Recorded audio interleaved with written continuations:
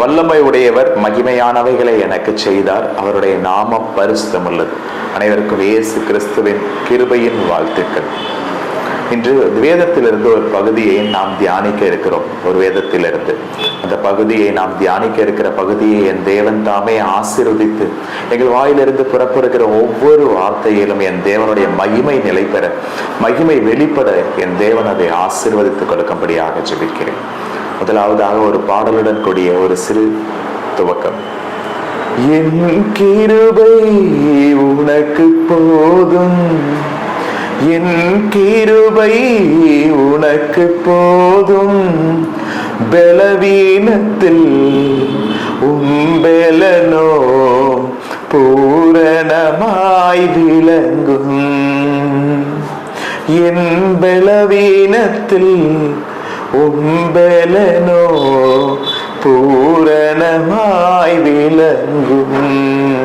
ஆம் கர்த்தாவே, எங்களுடைய பலவீனத்திலே உம்முடைய பலன் பூரணமாய் விளங்கும். நம்மளுடைய உலக ரீதியான ஆவிக்குரிய ரீதியான பலவீனம், நம் பலவீனம் என்று சொல்கிற போது அது உடல் ரீதியான பலவீனங்கள் அல்ல, ஆவிக்குரிய வாழ்வு மற்றும் உலகப்பூர்வமான வாழ்க்கையில் இருக்கிற பலவீனங்கள், நமக்கு கொடுக்க பலவீனங்களை என் தேவன் தம்முடைய பலத்தினால் சரி கட்டி என்னுடைய பலவீனங்களை நீங்களாக்கி போடுவார். அதுவே கர்த்தருடைய பாடலின் அர்த்தம். முதலாவதாக இன்று பார்க்கக்கூடிய வேத வசனங்கள் தேவ கிருபை இன்றைய தலைப்பு. அதில் முதல் வசனமாக, மேலும் நீங்கள் எல்லாவற்றிலும் எப்பொழுதும் சம்பூர்ணமுடையவர்களாயும் சகலவித நற்கிரியைகளிலும் பெருகி இருக்கிறவர்களாய் இருக்கும்படியாக தேவன் உங்களிடத்தில் சகலவித கிருபையையும் பெருக செய்ய வல்லவராயிருக்கிறார். 2 கொரிந்தியர் 9:8. நாம் சம்பூர்ணமுடையவர்களாகியும் நற்கிரியைகளை பெருகி இருக்கும்படியாக தேவன் தமது சகல விதமான கிருபையை நமக்கு கொடுக்கிறார். சகல விதமான கிருபை நம் வேதாகமத்தில் எல்லா இடத்திலும் பார்க்கும் பொழுது கிருபை கிருபை கிருபைன்னு வரும். ஆனால் இந்த ஒரு அதிகாரத்தில், இந்த ஒரு வசனத்தில் மட்டுமே அது சகலவித கிருபை அப்படியாக வருகிறது. அப்பொழுது கிருபை பெருகி இருக்கிறதா, கிருபை நம்மளை பெருக வைத்திருக்கிறதா அப்படின்றத பார்க்கும் பொழுது பல இடத்தில் கிருபை நமக்கு வெளிப்படுகிறது. அதில் முதல் காரியமாக இன்று ஒரு 5 காரியங்களை மட்டும் அதன் தொடர்ந்து நாம் பார்ப்போம். முதல் காரியமாக, நாம் நிர்மூலமாகாதிருக்கிறது கர்த்தருடைய கிருபையே, அவருடைய இரக்கங்களுக்கு முடிவில்லை. புலம்பல் 3:22. இந்த இடத்தில் பார்க்கும் பொழுது நமக்கு தேவனுடைய கிருபை நமக்கு வேண்டும் என்றால் தேவனின் இரக்கம் அவசியம். தேவனின் இரக்கங்களுக்கு முடிவே இல்லை. அவருடைய இரக்கம் நம்மளுடைய வாழ்வில் வந்துவிட்டா என்றால் நாம் நிர்மூலமாகாமல் பாதுகாக்கப்படுவோம். இன்றைய இருக்க உலகத்து வாழ்க்கையிலும், நம் உடல் ரீதியான நம்மளுடைய உலகத்தின் வாழ்க்கையிலும், உடல் ரீதியான வாழ்க்கையிலும், ஆவிக்குரிய வாழ்க்கையிலும் நாம் ஏகப்பட்ட பாவங்களுக்கும் நிறைந்திருக்கிறோம். நம் பாவங்கள் நிறைய நாம் எப்பொழுதோ நிர்மூலமாக்கப்பட்டிருப்போம். ஆனால் நாம் நிர்மூலமாகாதிருக்கும்படி என் தேவன் தம்முடைய இரக்கங்களினால் என்னை சேர்த்து கொண்டு அவருடைய கிருபையை அபரிவிதமாக எனக்கு தருகிறார். இதுவே முதல் காரியம். இரண்டாவது காரியம், கிருபையினாலே விசுவாசத்தை கொண்டு ரட்சிக்கப்பட்டீர்கள், இது உங்களால் உண்டானதல்ல, தேவனுடைய ஈவு. தேவனின் விருப்பமாக இங்க ஒரு விஷயங்கள் நமக்கு காணப்படுகிறது.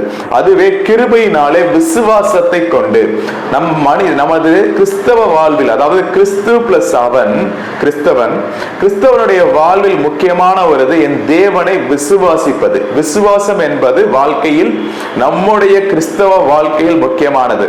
விசுவாசம் என்பது தேவன் எனக்கு இந்த காரியத்தை கொடுத்து விட்டார், நாம் ஜெபிக்கிறோம், நாம் ஜெபித்த பொழுது தேவன் இந்த காரியத்தை எனக்காக செய்து முடித்தார் என்று சொல்வதே விசுவாசம்.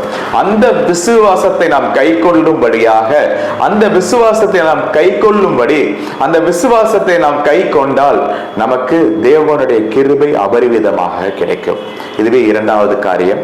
மூன்றாவது காரியம், தமது கிருபையினாலே அவர் நீதிமான்களாக்கப்பட்டு நித்திய ஜீவன் உண்டாகும் என்கிற நம்பிக்கையின்படி சுதந்திரத்தக்கதாக, அப்படின்றது நமக்கு தீத்து 3:6. சுதந்திரமாக்கத்தக்கதாக. எதை சுதந்திரமாக்கத்தக்கதாக? கர்த்தருடைய கிருபையினாலே நாம் நீதிமான்களாக்கப்பட வேண்டும். நம்முடைய ஆவிக்குரிய வாழ்விலும் உலகப்பூர்வமான வாழ்க்கையிலும் நாம் கடந்து சென்று உலகத்தின் ரீதியை ஜெயித்து உலகத்தில் நடக்கும் ஒவ்வொரு காரியங்களிலிருந்தும் நாம் வெற்றி பெற நிச்சயமாக நாம் விசுவாசத்தை கை கொண்டு தேவனின் இரக்கத்தினால் நாம் நீதிமான்கள் ஆக்கப்பட்ட பொழுது தேவனுடைய கிருபை நமக்கு கிடைக்கும். இதுவே மூன்றாவது விஷயம். நான்காவது, அதற்கு மரியாள், இதோ நான் ஆண்டவருக்கு அடிமை, உம்முடைய வார்த்தையின்படி எனக்கு ஆக கடவது என்றாள். லூக்கா 1:38. மரியாளுடைய ஆண்டவரின் வார்த்தையின்படியே எனக்கு ஆக கடவது என்று தன்னை அர்ப்பணிக்கிறாள் மரியாள். மரியாள் தன்னைத்தானே தாழ்த்தி, அப்பா பிதாவே, நான் உமக்கு அடிமை, உம்முடைய வார்த்தையின்படி எனக்கு ஆக கடவது. நீர் என்ன வார்த்தை சொல்கிறீரோ, உமது சித்தம் எதுவோ அதை என் வாழ்வில் நடப்பையும் அப்படின்றதுல மரியாள் தன்னை அடிமைப்படுத்துகிறார், தன்னை தாழ்த்தி தேவனுக்கு முன்பாக நிற்கிறார். அப்பொழுது அந்த இடத்தில் கீழ்ப்படிதல் அப்படின்ற ஒரு காரியம் நிலை பெறுகிறது. நம்மளது அன்றாட வாழ்விலும் சரி, நம்முடைய ஆவிக்குரிய வாழ்விலும் சரி, தேவனுக்கு பயந்து தேவனுக்கு கீழ்ப்படிந்து நடக்கும் பொழுது அவருடைய கிருபையை நாம் பெற முடியும். இது நான்காவது காரியம். ஐந்தாவது காரியம், என் கிருபை உன்னை விட்டு விலகாமலும் என் சமாதானத்தின் உடன்படிக்கை நிலை பெயராமலும் இருக்கும்.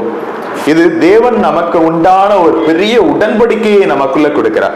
அது என்னன்னா, என் கிருபை உன்னை விட்டு விலகாமல் இருக்கும், என் சமாதானத்தின் உடன்படிக்கை உனக்கு நிலை பெயராமல் இருக்கும் அப்படின்ற ஒரு பெரிய உடன்படிக்கையை தேவன் கொடுக்கிறார். இந்த உடன்படிக்கை எப்படி நமக்கு கிடைக்கும் என்றால், முதலாவதாக தேவனின் இரக்கத்தை பெற வேண்டும். இரண்டாவதாக விசுவாசத்தினால் அவரை விசுவாசிக்க வேண்டும். மூன்றாவதாக நீதிமான்கள் ஆக்கப்பட வேண்டும் நாம். நான்காவதாக கீழ்ப்படிதல் வேண்டும்.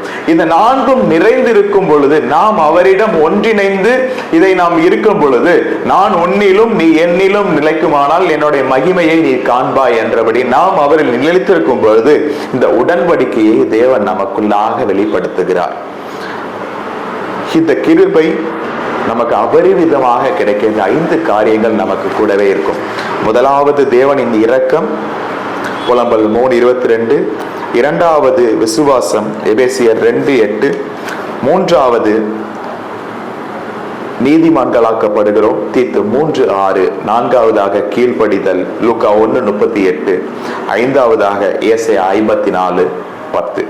இன்று நாம் பார்த்துகின்ற இந்த தேவ வார்த்தையையும் நாம் தியானித்த இந்த வார்த்தையை என் தேவன் தாமே ஆசீர்வதித்து அவருடைய மகிமைக்கென்று ஏற்றுக்கொண்டு இந்த வார்த்தையை ஆசீர்வதிக்கும்படியாக ஜெபிக்கிறோம். கர்த்தாவே, நீரே எங்களுடன் இந்த வார்த்தையை ஆசீர்வதித்து இந்த வார்த்தையின் மூலம் பலரும் மகிமை பெற, பலரும் உம்முடைய மகிமையை பெற, உம்மை ஏற்றுக்கொள்ள, உம்மை விசுவாசிக்க, உம்முடைய இரக்கத்தினால் சூழ்ந்து கொள்ள, உம்முடைய கீழ்ப்படிதலினால் அவர்கள் தன் வாழ்க்கையை வாழ ஆசீர்வதிங்க, பாதுகாத்து கொள்ளுங்க, வழி நடத்துங்க, ஆசீர்வதிங்க கர்த்தாவே.